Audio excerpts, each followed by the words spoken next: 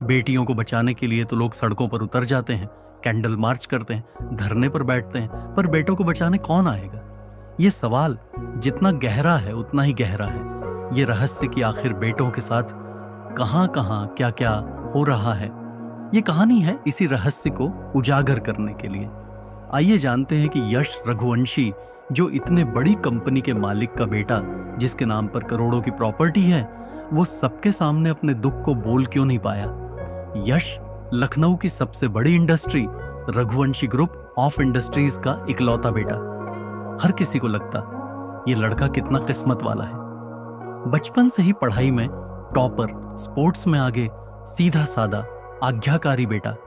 लोग कहते राघव जी का बेटा है, राजा की तरह जिंदगी जी रहा होगा।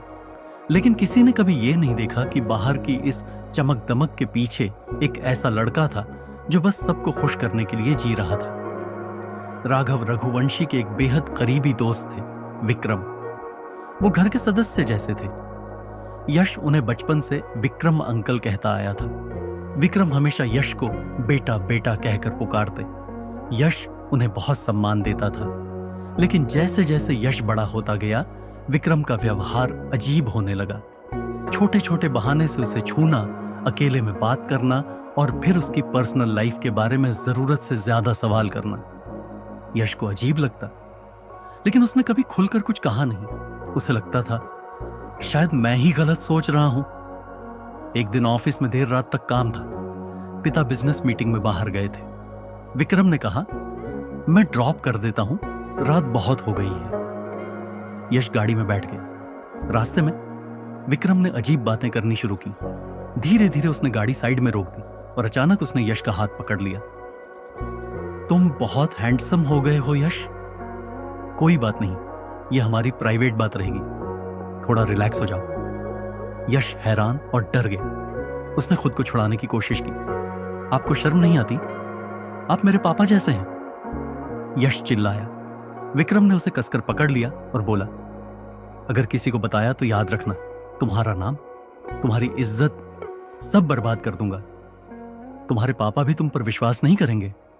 यश पूरी ताकत लगाकर खुद को छुड़ाकर बाहर कूद गया। उस रात घर पहुंचकर वह बिस्तर पर पड़ा रहा, कांपता हुआ, रोता हुआ। सुबह होते ही यश ने तय किया कि वो ये बात पापा को बताएगा। लेकिन किस्मत ने उसका साथ नहीं दिया। इससे पहले ही विक्रम ने कंपनी में अफवाह फैला दी कि यश का चाल चलन ठीक नहीं है, वो ही गलत संगत में पड़ गया है। ऑफिस में लोग कानाफूसी करने लगे, बॉस का बेटा बिगड़ गया है। जब यश पापा से बात करने गया, तभी विक्रम ने उसे अकेले में घेर लिया। अगर तूने एक शब्द भी बोला तो मैं ऐसा खेल खेलूंगा कि तेरे बाप को लगेगा गलती तेरी है, सोच ले। यश के पांव जम गए। डर ने उसकी जुबान बंद कर दी। उसके बाद यश कई दिनों तक ऑफिस नहीं गया। रात रात भर जागता, सोचता, क्या मेरी गलती थी? उसने मां को बताने की सोची, लेकिन शब्द गले में अटक जाते। लड़का होकर इस बारे में बोलने में भी उसे शर्म आती थी। समाज का डर, परिवार की इज्जत, सब कुछ उसे बोझ लग रहा था। कंपनी का सीनियर मैनेजर आलोक मिश्रा यश को बचपन से जानता था। एक दिन उसने देखा यश अकेला कैबिन में बैठा, आंखों में आंसू ली। आलोक ने धीरे से पूछा, बोलो बेटा, क्या हुआ? पहले तो यश चुप रहा। फिर जब आलोक ने कहा, मैं तुम्हें जज नहीं करूंगा, बस सुनूंगा, तब यश टूट गया। उसने सारी बात बता दी। आलोक ने उसका हाथ थामकर कहा, यह तुम्हारी गलती नहीं है, डर मत, सच बोलने की हिम्मत करो, मैं तुम्हारे साथ खड़ा हूं। यश की आंखों में पहली बार कोई उम्मीद जगी। कुछ दिनों बाद कंपनी की बड़ी मीटिंग रखी गई। सभी डायरेक्टर्स, पिता और विक्रम मौजूद थे। कमरे में तनाव था।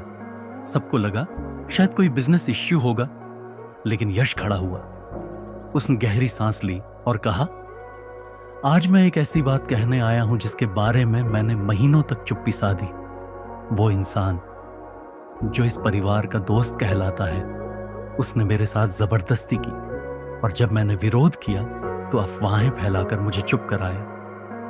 आज मैं डरना छोड़ रहा हूं, क्योंकि चुप्पी भी गुनाह बन जाती है जब सच बोलना जरूरी हो।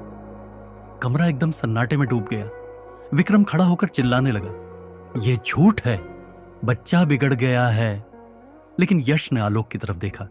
आलोक ने सबूत पेश किए, सीसीटीवी फुटेज, गार्ड के बयान, कॉल रिकॉर्ड्स, सच सामने था। राघव रघुवंशी की आंखों में आंसू थे। वो बेटे के पास आए। बेटा, मैंने कभी सोचा भी नहीं था कि मेरा दोस्त ऐसा हो सकता है। मैं माफी चाहता हूं कि मैं तेरा दर्द नहीं देख पाया। उन्होंने विक्रम की तरफ देखा। आज के बाद मैं तुम्हारा चेहरा भी नहीं देखना चाहता। विक्रम को कंपनी और घर दोनों जगह से बाहर कर दिया गया। मीटिंग के बाद राघव ने यश को गले लगाते हुए कहा, बेटा, आज तूने मुझे सिखाया है कि बेटे भी बचाए जाने लायक होते हैं। मैं तुझ पर गर्व करता हूं।